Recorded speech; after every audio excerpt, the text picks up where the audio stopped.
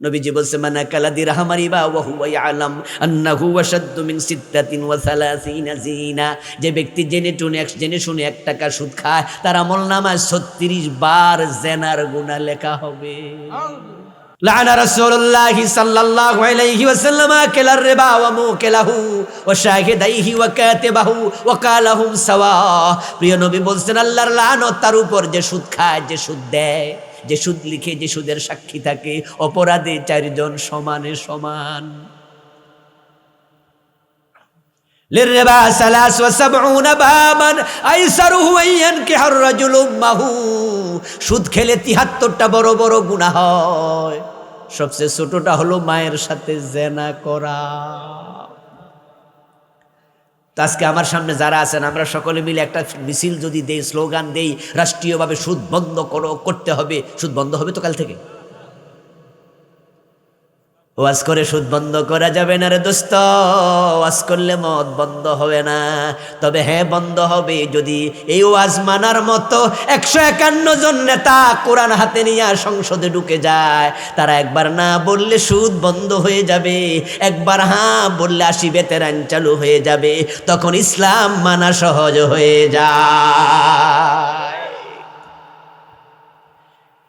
সরকার eve teasing এর আইন করছে, যদি কোনো ফোলা কোনো মেয়ের টিচ করে, দেখলে শীষ দেয়, চোখ টিপ দেয়, তাহলে তার 6 মাস জেল।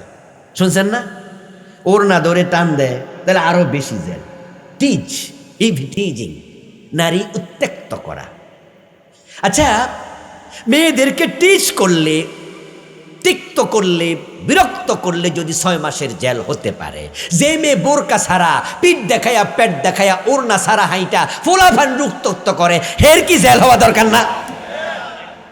হেও তো ফোলাফান উত্ত্যক্ত করতেছে।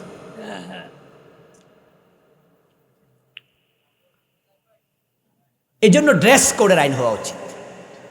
হ্যাঁ, তুমি হিন্দু হও, তুমি বৌদ্ধ হও, তোমার ঘরে যখন তুমি ঢুকবে কোনো পোশাকের আইন নাই, যা মনে চায় পরো। রাস্তায় যখন বের হবে তুমি উস্কো খুস্কো পোশাক পরে পোলাপানকে উত্ত্যক্ত করতে পারবে না, এতে করে সমাজ নষ্ট হয়ে যায়। আইন বানাবে কারা? প্রায়ত টাকলা মুরাদের চরিত্র।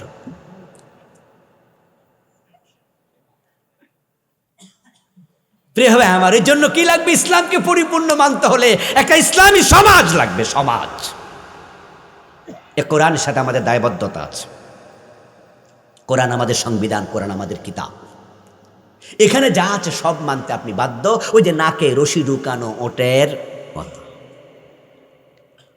কিন্তু আপনার আমার অবস্থা হলো কিছু মানি, আরে সব কি আর পারিনি, হুজুররা তো কইবই।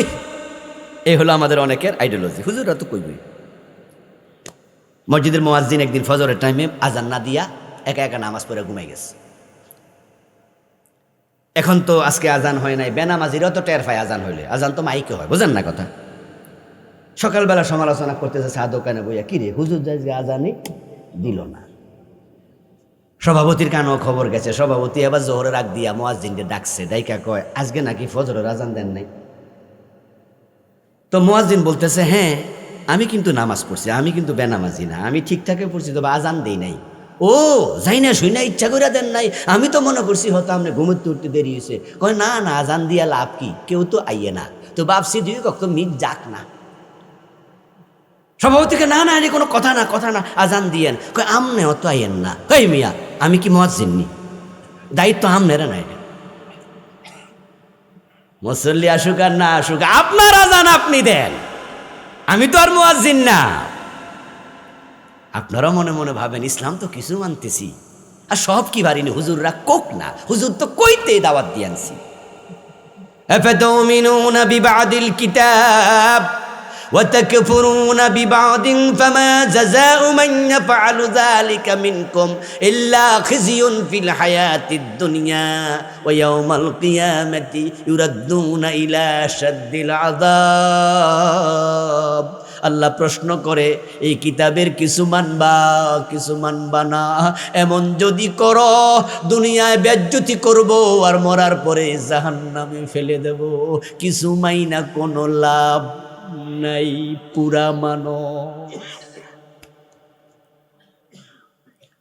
অন্য আয়াতে আল্লাহ বলে ইয়াকুলুনা নুমিনু বিবাদিন ওয়া নাকফুরু বিবাদিন ইউরিদুনা আন ইয়াত্তাখিযু বাইনা যালিকা সাবিলা উলাইকা হুমুল কাফিরুনা হাক্কা। কিছু মানুষ বড় চালাক, মানি না কয় না, কারণ মানি না কইলে মানুষে ভোট দিব না। তারা সব মানো, কই জি না, সব মানলে কি পারিনি আমরা। ওরা কিছু মানে না, ওরা মাঝখানে পথ খোঁজে। উলাইকা হুমুল কাফিরুনা হাক্কা। আল্লাহ কয় পুরা মানতে যদি রাজি না হও তুমি আসলে কাফের থেকে গেছো।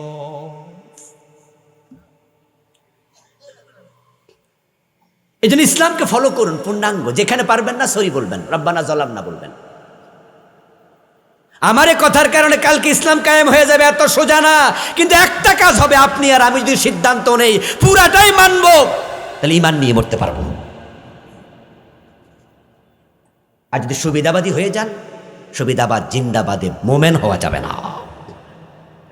এই জন্য আসুন না, জীবনের বটম থেকে টপ, রান্নাঘর থেকে সংসদ ভবন, ব্যক্তি জীবন থেকে আন্তর্জাতিক বলয়, এভরি হয় আর এভরি মোমেন্ট সিদ্ধান্ত নেন আমি থাকবো যেখানে, ইসলাম মানবো সেখানে। তাহলে আপনার মেয়েটা কি বোরকা ছাড়া কলেজে যেতে পারবে? আর এটা তো ইসলামের ভিতরে আছে যে মেয়ের পর্দা করাও। আপনার স্ত্রী কি বেপর্দায় বাজারে যেতে পারবে? আর ইসলামের ভিতর আছে স্ত্রীকে পর্দা করাও। যে বাবা তার মেয়েকে পর্দা করায় না সে বাবা দায়ুস, যে স্বামী তার স্ত্রীকে পর্দা করে না সে স্বামী দায়ুস। আর রাসূল বলছেন দায়ুস জান্নাতে প্রবেশ করবে না। আল মুসলিম মান সালাম আল মুসলিমুনা মিন লিসানিহি ওয়া ইয়াদিহি। আপনি তখনই মুসলিম যখন আপনার হাত থেকে, আপনার মুখ থেকে অন্য মানুষ নিরাপত্তা পাবে। এই হাত দিয়ে ওজনে কম দেয়া যেতে পারে না, এই হাত দিয়ে মানুষের ক্ষতি হতে পারে না। আহার ইসলাম ত্রাহিতাই করছে। ইসলামের শান্তি পেয়ে গেল ইউরোপের লোকেরা, আমেরিকার লোকেরা, তারা ইসলাম নিয়ে গেল আমাদের থেকে। জাপানে গত সেপ্টেম্বর মাসের 29-30 দুদিন ছিলাম। তো জাপানের আমার এক ভাই আমাকে বললেন, বাংলাদেশি ভাই, উনি ওনার মানি ব্যাগ দেখাইয়া বললেন যে এই মোবাইলটা সহ মানি ব্যাগ আমি 3 বার হারাইছি, 3 বার ফিরে পাইছি, একটা টাকা মিস হয় নাই। এমন এক দেশ যে দেশের মানুষ চুরি বোঝে না, ইসলামে চুরি নিষিদ্ধ, এই আমলটা জাপানিরা করতেছে। এই জন্য বেটা মানি ব্যাগ হারাইয়া পায় মোবাইল সহ, আর আমার দেশে পকেটে থাকে না। অশান্তি আমরা পেলাম, ইসলাম তারা মেনেছে। টোকিও থেকে হিরোশিমার দূরত্ব প্রায় 1000 কিলোমিটার। ওখানে বোমা ফেলেছে, হিরোশিমা নাগাসাকিতে বোম ফেলছে দ্বিতীয় বিশ্বযুদ্ধের সময়। আমি দেখতে গেলাম।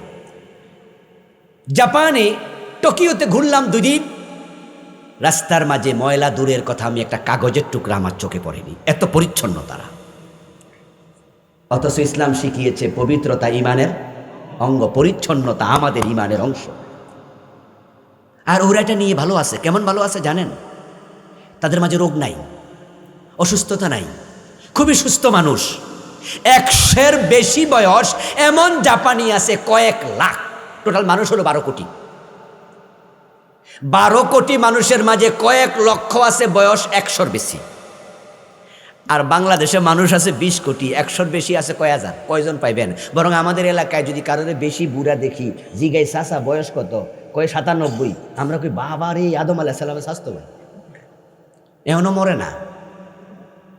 এবং যে 90-এর বেশি, হে কিন্তু 90 কয় সময় দেখবেন আল্লাহ ভাব দেখায় আমার বয়স কিন্তু। আপনি অশান্তি কেন? আপনার এত রোগ কেন? আমার এত রোগ কেন? কারণ খাবারের মাঝে বিষের অভাব নাই, অপরিচ্ছন্ন খাবার। ও প্রিয় ভাই, ইসলাম যারা মেনেছে তারাই শান্তিতে আছে। আমরা ইসলামটা এবার মানতে চাই। বাংলাদেশ এখন অনুকূলে আছে। রামেরা পালিয়েছে, বামেরা পালিয়েছে, এখন ইসলামওয়ালারাই টিকে আছে। ওরা বিসমিল্লাহওয়ালা, আমরা কোরআনওয়ালা। আমরা যদি মাথা তুলে দাঁড়াই, আগামীর বাংলাদেশ কোরআনের বাংলাদেশ হয়ে যাবে। এক বেটা গ্রামে নতুন বিদ্যুৎ আসছে। বিদ্যুৎ আসার পরে তাল ফাঁকা দিয়ে বাতাস করতেছে, অথচ লাইট জ্বলে। তো বুড়া মুরব্বী যখন তাল ফাঁকা দিয়ে হাতে বাতাস করতেছে, শহরে থাকে এক ছেলে বলে, দাদা আপনি তো পয়সাওয়ালা মানুষ, এটা ফ্যান কিনলেই তো সারে, তাহলে তো তাল ফাঁকা দিয়ে এরম করা লাগে না, কি আরাম কি মজা। বাতাস পাবেন। তো বুড়া মুরব্বী কয় কি মাকে কসকিতারে ফ্যান ফ্যান লাগাইলে বুঝি এরম হয়? কয় হ্যাঁ। তো বাজারে যায় দোকানদারের আমার একটা ফ্যান দেন। দোকানদার তাকে একটা ফ্যান দিল। 3 দিন পর উনি দোকানে গিয়ে রিপোর্ট করছে, দোকানদার সাহেব ফ্যান তো কিনলাম কিন্তু বাতাস তো নাই, শান্তিও নাই, হেতাল ফাঁকাই চলে। দোকানদার বলতেছে যে আপনারা যে ফ্যান দিছি, কোন কোম্পানির ফ্যান দিছে আমার তো মনে নাই। কত আমি আপনি যে রশিদটা দিয়েছিলেন ওটা তো আনছি। উনি খুললে কয় কি 1 নাম্বার ফ্যান তো দিলাম, ঘটো নাকি, লাগাইছেন কোন রুমে? কয় না, চৈতলে রাখছি। ওই যে আপনি প্যাকেট দিয়েছিলেন কিনে নিয়ে কই রাখছি, সুন্দর করে কিনে নিয়ে চৈতলে রাখে দিচ্ছি। দোস্ত, তুমি ফ্যান কিনেছো চৈতলে রাখার জন্য না, জায়গা মতো লাগাইতে হবে। এখন বাংলাদেশও কোরআন আছে, কোথায় আছে? মাদ্রাসার মসজিদে আলমারির তাকে, গিলাফের ভিতরে। এই জন্য শান্তি আসছে না। এ কোরআনকে সংসদে পাঠাতে হবে, সমাজে কায়েম করতে হবে, শান্তি কায়েম হয়ে যাবে। এও আজকে পলিটিক মনে করেন না যে পলিটিক্স, দিস ইজ ইসলাম। 14 হাত কাটো, এটা ইসলামের আইন। নবীজি বলেছেন আমার মেয়ে ফাতেমা যদি চুরি করে আমি ফাতেমার হাতটাও কাটবই। আরে যদি বাংলাদেশে চোর ধরে হাত কাটার বিধান কায়েম হয়ে যেত, ইসলামের মাঝে আছে, ইসলামে পরিপূর্ণ প্রবেশ করো। এখন আপনি ইসলামের আইন মানেন না, কিছু মানেন কিছু মানেন না। পুরা ঢুকলেন কেমনে? আপনি তো অর্ধেক মুসলমান, আর অর্ধেক ইসলাম মানার তো কোনো অধিকার। দোস্ত আমার, ইসলাম সে তো পরশমানিক, তারেকে পেয়েছে খুঁজি, পরশে তাহার সোনা হলো যারা, তাদেরই মোরা বুঝি। ও নেতা, তুমি যখন নেতা হবে বোঝো, মসজিদে নেতা হয় ইমামের জায়গায় যখন ইমাম দাঁড়ায়, তখন ইমাম বড় সতর্ক। কারণ ইমাম জানে আমি যদি একা নামাজ পড়ি, আমি একার জবাব একা দেব। যদি আমার ওযুটা ভেঙে যায় অথবা ওযু ভালো করে না করি, নামাজটা না হয়, তাহলে আমার একজনের নামাজ নষ্ট হবে। কিন্তু আমার পিছনে 50 জন যখন মুক্তাদি হয়, আমার ওযু নষ্ট হলে 51 জনের নামাজ বাতিল হয়। ঠিক না? এজন্য আমরা যারা ইমামের কাতারের সামনে যায় খাড়াই না, আমরা সতর্ক বেশি থাকি। আমরা ওযু করার সময় পায়ের তলায় ভালো করে চাই যে পায়ের তলা নিয়ে আবার কোনো জায়গায় কোনো ময়লা লাগে আছে, কোনো প্লাস্টিকের কিছু লাগলে তো আর ওযু হইব না। কারণ আমার একজনের নামাজ তো একজনের না, 100 জন হলে 100, 500 হলে 500 নামাজ শেষ। এবার যারা এলাকার এমপি, তার পিছনে মুক্তাদি সংখ্যা কত? এ পুরা এলাকার 5 লাখ লোক, 7 লাখ লোক, 10 লাখ লোক। আমি 50 জনের নামাজের পাহারাদার। আমার নামাজ সুন্দর না হলে তাদের নামাজ সুন্দর হবে না, আমার নামাজ বাতিল হলে তাদের নামাজ বাতিল হয়ে যাবে।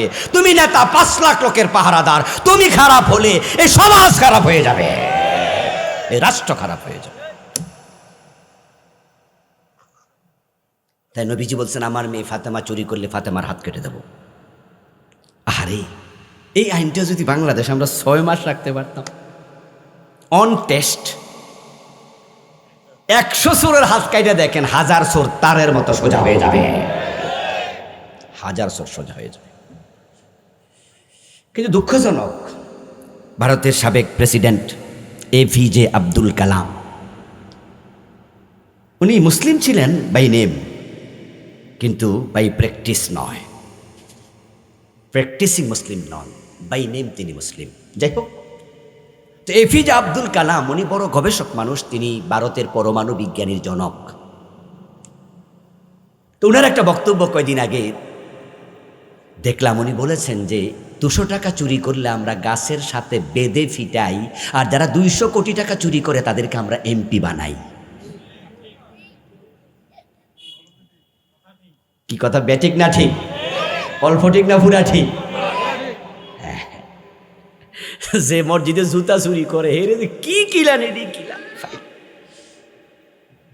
সবাই মিলে কিলায়। এবার শুধু কিলায় না, মাঝে মাঝে ইমাম সাহেব হুজুর হেরা হাত কাটতে দেন, ইসলামের আইন চালু করে দেন, মসজিদ থেকে শুরু এ জুতা। আর যারা পুরো রাষ্ট্র চুরি করে হেরারে সেলুট দেয়। এরার মসজিদের সভাপতি বানায় রাখে, এমপি মন্ত্রী বানায়। এই জন্য আপনারা দায়ী, আমরা দায়ী, কারণ এই চোরগুলোকে আমরা প্রশ্রয় দেই।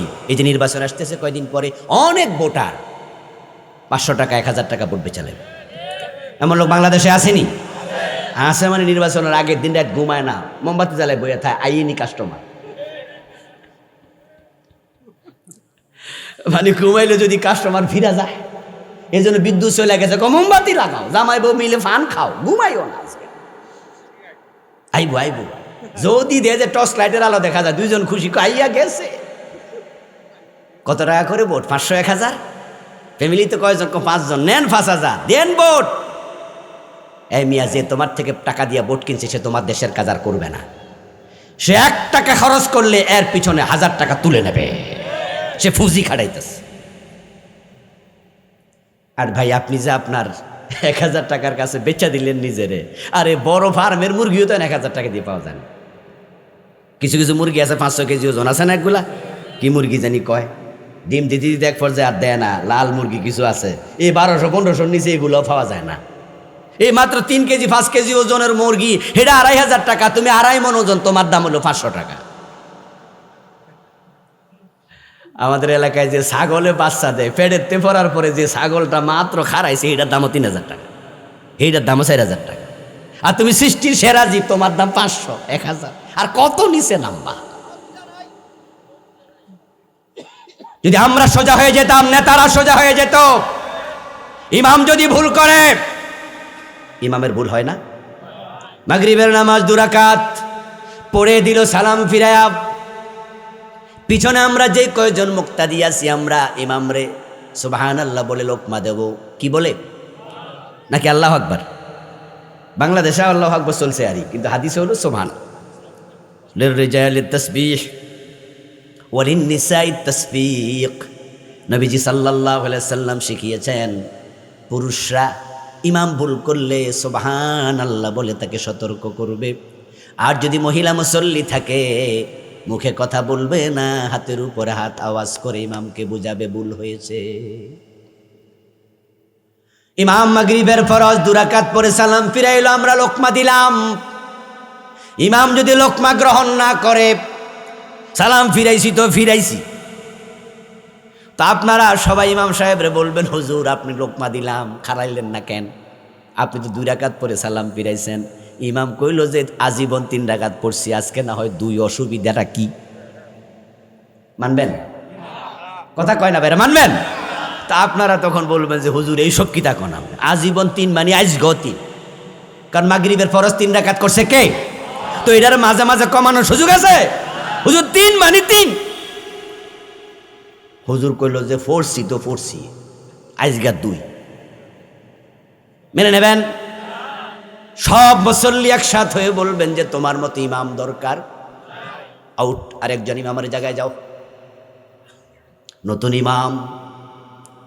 ঠিক আমাদের সমাজে যে নেতারা চুরি করে, ডাকাতি করে, দেশের টাকা বিদেশ পাঠায়, ভোট কিনে আমাদেরকে বোকা বানায়, ইমামের জায়গা থেকে তাদেরকেও সরাইয়া দিতে হবে। নতুন ইমাম বসাও, ঠিক হয়ে যাবে দেশ। ও দোস্ত, ইসলামে পরিপূর্ণ প্রবেশ করো।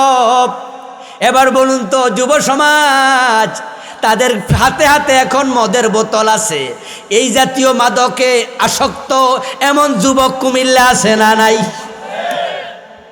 আরে মোবাইল আসক্তি, মদের আসক্তি 2টা যুবকদের শেষ করে দিচ্ছে। এ মোবাইল যুবকদেরকে শেষ করে দিচ্ছে, শেষ। অনিয়ন্ত্রিত মোবাইল জাহান্নামের একবারে বড় একটা অগ্নিকুণ্ড। এটা আগুনের টুকরা, অনিয়ন্ত্রিত মোবাইল। কারণ এই মোবাইলের ভিতরে সিনেমা, যা চাও, বেহায়াপনা, অশ্লীলতা সব এর ভিতরে আছে না? সব শেষ। জুয়া আছে, জুয়া আছে, জুয়া আসেনি? মোবাইলে জুয়া আছে, মোবাইলে সিনেমা আছে, মোবাইলে ভিডিও ফর্ন আছে, মোবাইলে কি নাই? যুবকরা শেষ। এই যে ফজরের টাইমে মসজিদে ফোলাফান দেখেন না, কারণ কি জানেননি? কারণ এরা ঘুমায় তো রাতের 2:30, বরং অনেক ফোলাফানের রাত শুরু হয় 12টা। মা বাবা যখন দমকাইয়া টমকাইয়া খাওয়াইয়া টাওয়াইয়া যায়, ঘুমা, আমরাও ঘুমাইলাম, তুইও ঘুমা। এতে তখন বোঝে তার মাত্র রাত শুরু হয়েছে, এ দরজা লাগাইয়া মোবাইল চাওয়া শুরু করে। ঘুমাইতে ঘুমাইতে 2:30 3টা, ফজরের নামাজ কিসের শেষ হচ্ছে যুবক। আর হলো মাদক। কি যে ব্যথা বিষে, বুঝিবে সে কিসে, কবু আসে বিষে ধ্বংসে নিজারে। মাদকের সবল যে কত জঘন্য, এটা আপনি বোঝেন না, আমি বুঝি না। আমি মদ খাই না, আমার সন্তান খায় না, আপনি খান না, আপনার সন্তান খায় না। মাদকের তীব্রতা, যন্ত্রণার আপনি বুঝবেন না। সে লোকটা বোঝে যার পরিবার একটা ছেলে মাদকাসক্ত।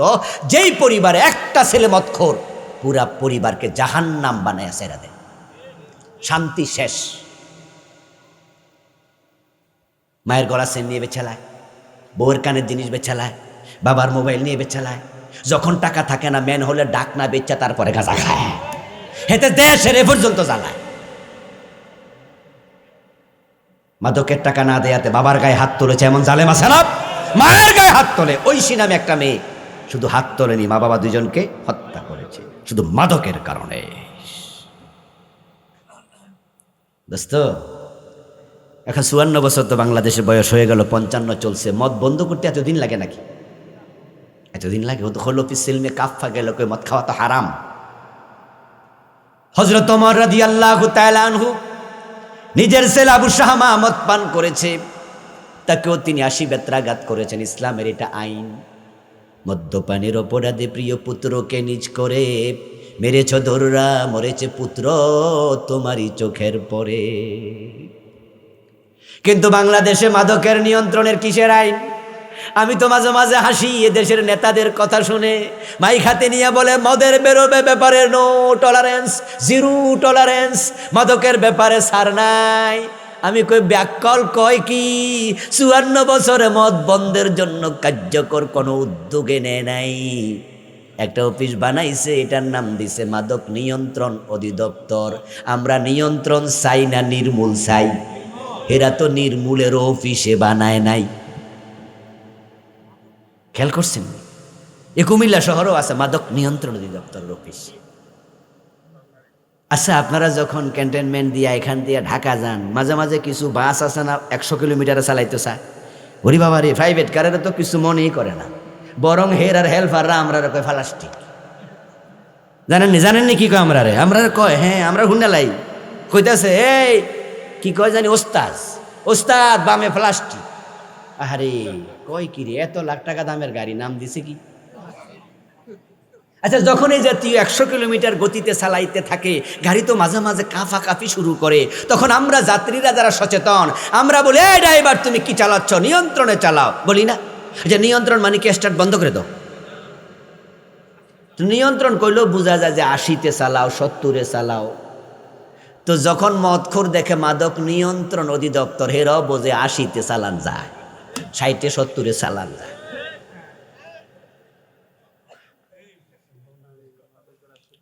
কেন নির্মূল করো না? কেন নির্মূলের অফিস কেন বানাইলা না? কারণ কি জানেন? কারণ অনেক নেতা নিজে মদ খায়, এজন্য এরা নির্মূল চায় না। 80 বেতের কথা কইলে আমরা কই জঙ্গিবাদী, মৌলবাদী, রাজাকার। কারণ এই বেত চালু হইলে অনেক নেতার পিঠের চামড়া থাকবে না। কইলে তখন হুজুর এত কথা কয় না, কইলেও তো বুঝতেন না। এই যে একটা টাকলা মুরাদ আসিল না, মনে আসেনি? আচ্ছা, টাকলা মুরাদ তো মন্ত্রী ছিল না? মন্ত্রী ছিল তো, এমপি ছিল, সে প্রতিমন্ত্রী ছিল। সে হোটেল সোনারগাঁতে সে সিনেমার নায়িকারে ফোন দিছে, দিয়ে কি বললো যে চলে আসেন, আমি এত নম্বর রুমে আছি, চলে আসো। ওই নায়িকা অডিও পাস হলো, নায়িকা বলছে যে না, আমি আজকে ব্যস্ত আছি, আসতে পারবো না। সে হাসতে হাসতে বলল, না, ডিজিএফআই, এনএসআই, ডিএসবি, র্যাব সব পাঠামু, তোমারে ধরে আনমু, এ করবো সে করবো। নাউজুবিল্লাহ পড়েন। কি করবো যে কইছে, এটি তার ফোলা ফ্যানের সামনে কোনো যাব না। আচ্ছা, এই যে সে হোটেল সোনারগাঁয়ে আইসা সিনেমার নায়িকারে ডাকে, এটা কি বেটার বউ? তো আরেকজনের বউ হে ডাকে কেন? নিশ্চয় মতলব ভালো না খারাপ? এবার বলুন তো, যেই নেতা নিজে জেনাখোর, নিজে নারীবাজ, ওই নেতা কখনো পদ্মার আইনের পক্ষে থাকবে? হে তো মেয়েদেরকে পারলে আরো ওড়না খুলে আটতে করবে যে বেপদ্দা হও, এই যে আমরা পর্দার কথা কইলে কই হুজুররা মেয়েদেরকে বোরকা পরাইতে চায়, হুজুররা মেয়েদেরকে ঘরে বন্দি করতে চায়, তো তোমরা কি চাও? আমরা চাই যে থাকবো না কো বদ্ধ ঘরে, দেখবো এবার জগৎটাকে। আমরা মেয়েদেরকে বলি রাস্তায় যাও, পুরুষের মতো কাজ করো, আমাদের সাথে সমান অধিকার চাও। এতে করে সুবিধা হলো, পুরুষ যখন গেঞ্জি গায়ে দিয়ে হাঁটে, মেয়েদেরকে বললাম তোমরাও গেঞ্জি গায়ে দিয়ে হাঁটো, তাহলে আমি বুঝতে পারবো কার শরীরে গোস্ত কেমন আছে। উদ্দেশ্য ভালো তো? আরে শিয়ালে কি দোয়া করে? মুরগি ভিতরে থাকুক নাকি?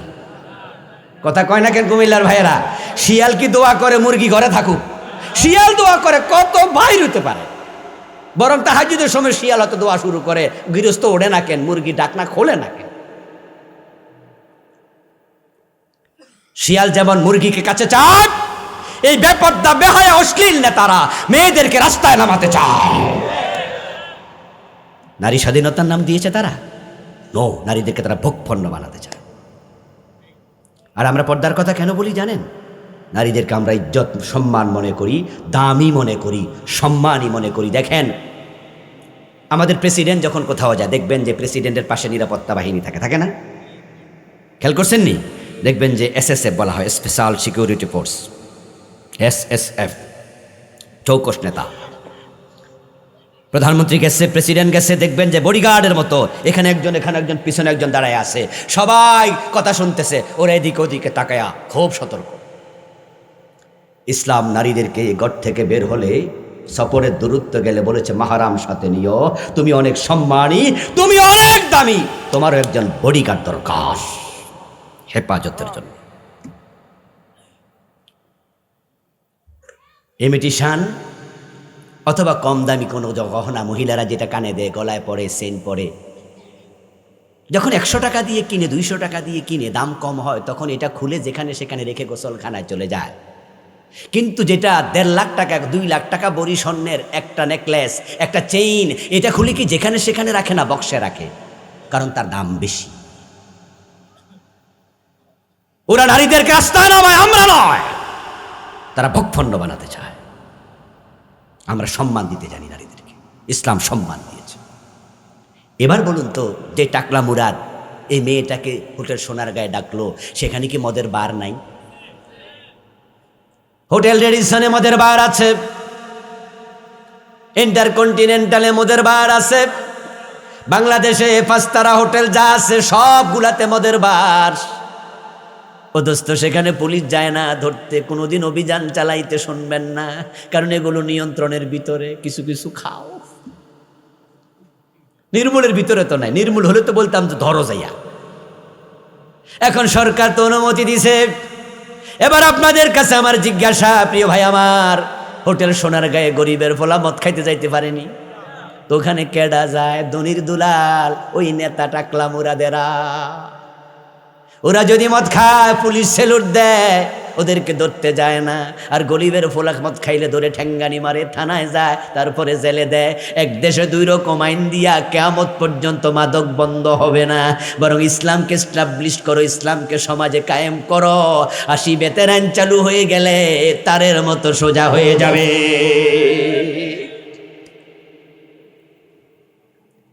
ইসলামে পরিপূর্ণ প্রবেশ করো, এটা আল্লাহর আইন, আল্লাহর বিধান।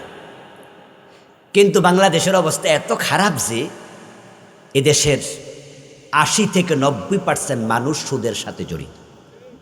কেউ সুদ দেয়, কেউ সুদ খায়, কেউ সুদ লিখে, কেউ সুদের সাক্ষী।